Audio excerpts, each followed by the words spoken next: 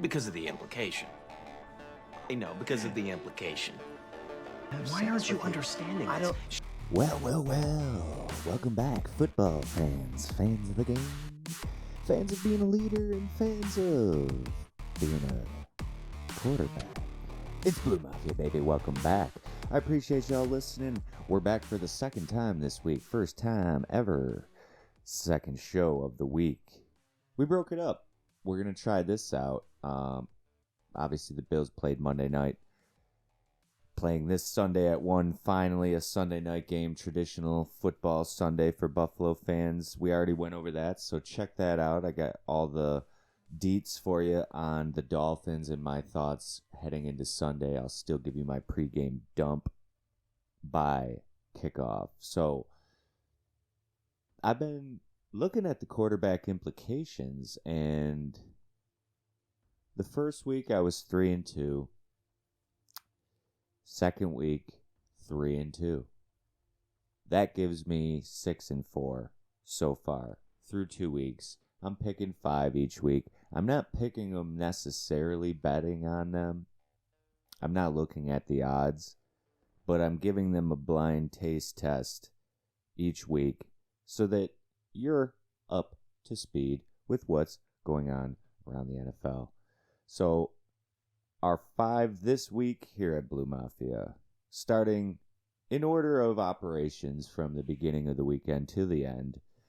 We would have Joshy and Tua Tagovailoa, but gonna try to find games that aren't necessarily Bills games for the NFL roundup. So coming in first, we have Jalen, the Statesman, Hurts, heading to the Washington football team, Redskins, Commanders. Carson Wentz, first timer here this year on the NFL implications, but he has thrust himself into the NFC East race. This Philly team is tough. This Philly team is one, and they have a leader. A lot of people referring to Jalen Hurts as a Michael Vick-like performance on Sunday night or Monday night.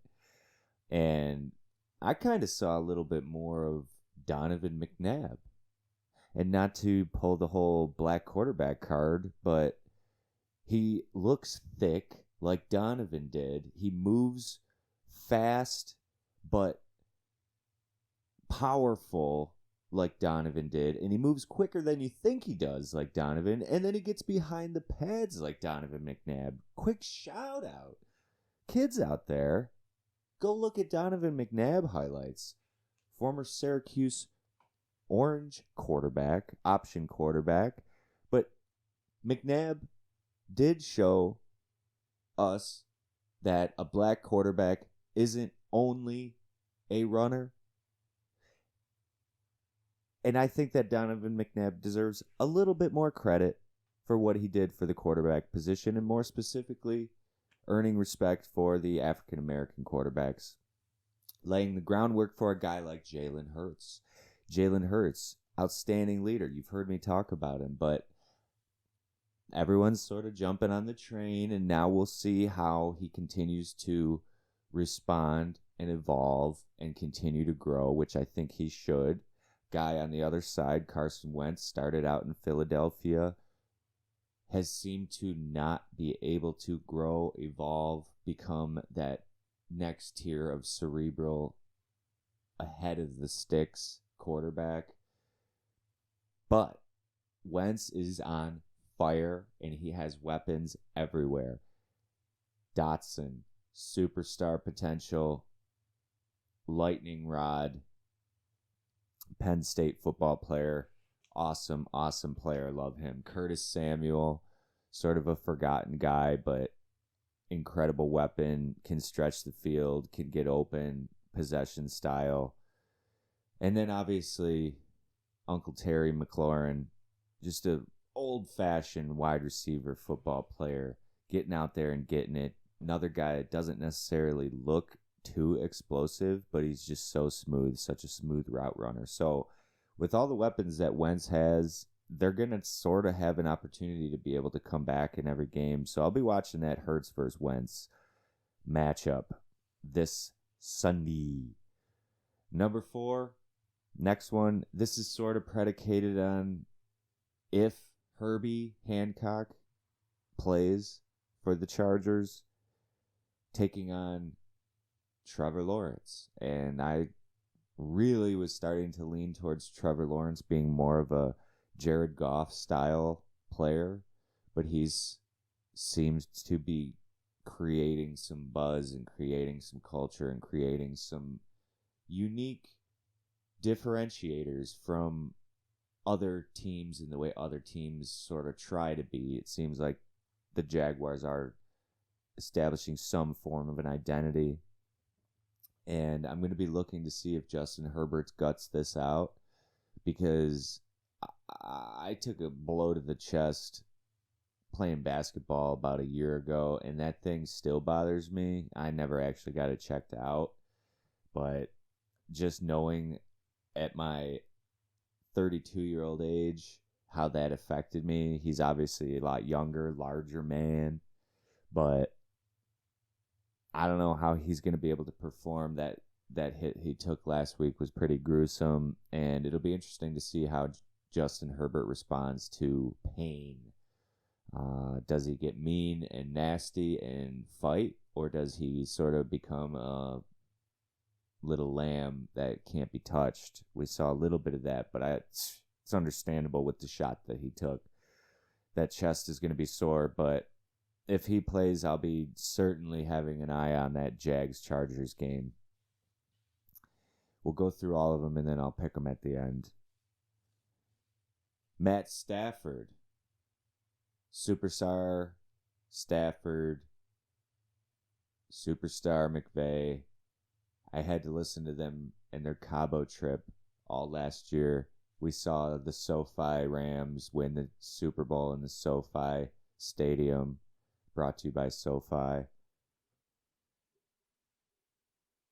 Justin Herbert now in a SoFi commercial as well. SoFi reminds me so much of, I can't remember how he did it, but Dane Cook used to do the super finger. I don't remember how he did it, but the SoFi super finger. SoFi. Anyways, Stafford heading to Kyler. And I'll be honest, I'm a Kyler cheerleader now. I was once a Kyler hater, and now I find myself rooting for him just because of how small he is. He literally does look like a little bobblehead football player out there, and his little leg strides are something that we've never really seen before. I can't find a comparable player. I would only be able to say Doug Flutie because of this sort of short stature and speed and fearlessness, leadership, that statuesque way he still stands tall in a pocket even though he's a little guy. I gotta be honest, Kyler's reminding me a lot of Flutie. And for that reason, I'll be hoping that he takes down the McVay, Stafford, SoFi Rams. Battle of the Grandfathers. A-Rod, The Bachelor, Peaky Blinders. Is he a hippie? Is he Nicolas Cage? Is he Keanu Reeves? Is he a Peaky Blinders Tommy Shelby?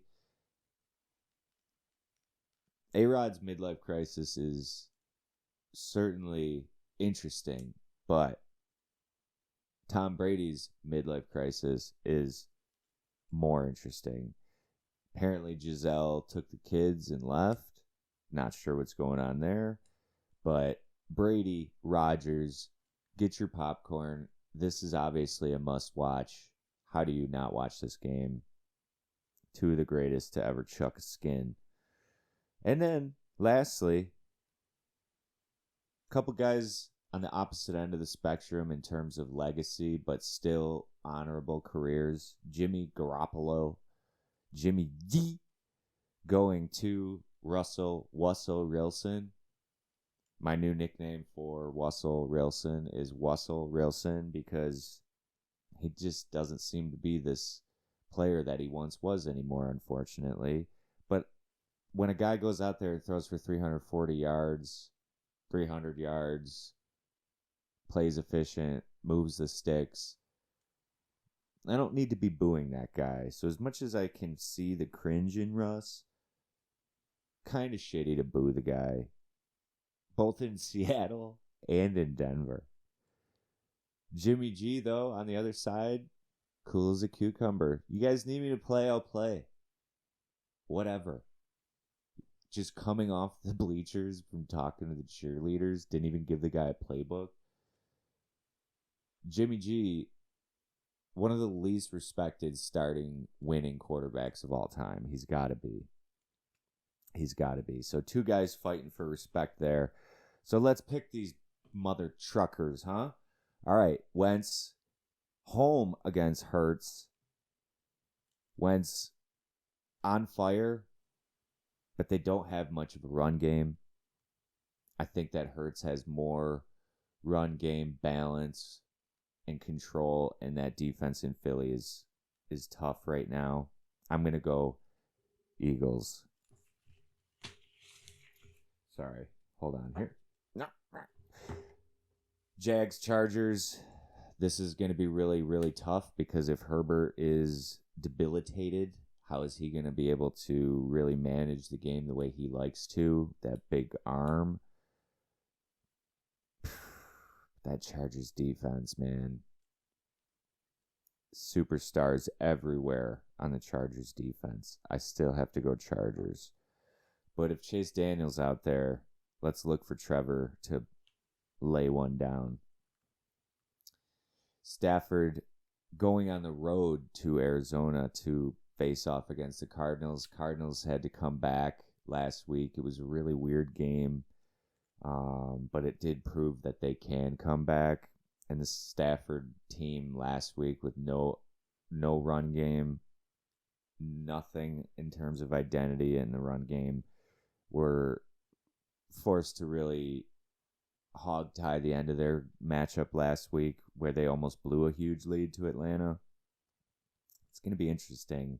This one's probably going to be a shootout, probably high points. Who lasts longer physically between Stafford and Kyler? I think that's the last man standing there, which right now at this point in their careers, I'll go with Kyler. A-Rod Brady. Brady looks like the skull emoji, and he also looks like maybe Giselle stopped giving him his adrenochrome blood supplements. So I'm going to go A-Rod. I just like A-Rod a little bit better right now. He's got a little bit more juice, but Brady's got weapons galore, obviously, and Devin White. Can't forget about Devin White. Micah Parsons is getting a lot of credit for being a potential LT type defender, but go watch Devin White. We're going to flip that.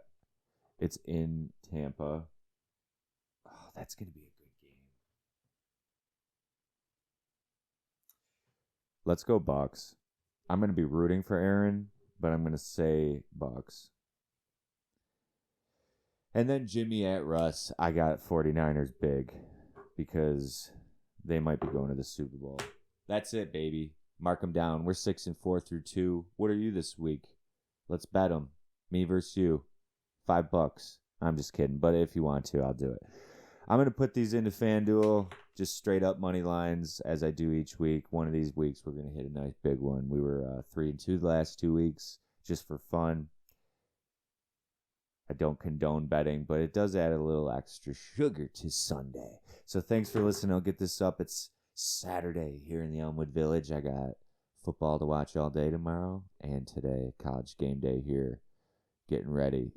A little controversy. Sean Clifford and Drew Allar. Big guy, big arm, future of Penn State Nittany Lions. Someday we'll do some college and high school here, but I got a full-time job and I ain't getting paid to do this. But I do it because I love it, and I do it because I want people to see that they can do their own shows, whether it's football, faith, family, parenting, race car driving, video games, I don't know, pets. This stuff seems to be something that helps others feel inspired. So lead by example, Blue Mafia babies. Let's sit down for Sunday. That's Blue Mafia. Because of the implication. No, because of the implication. Why aren't you understanding this?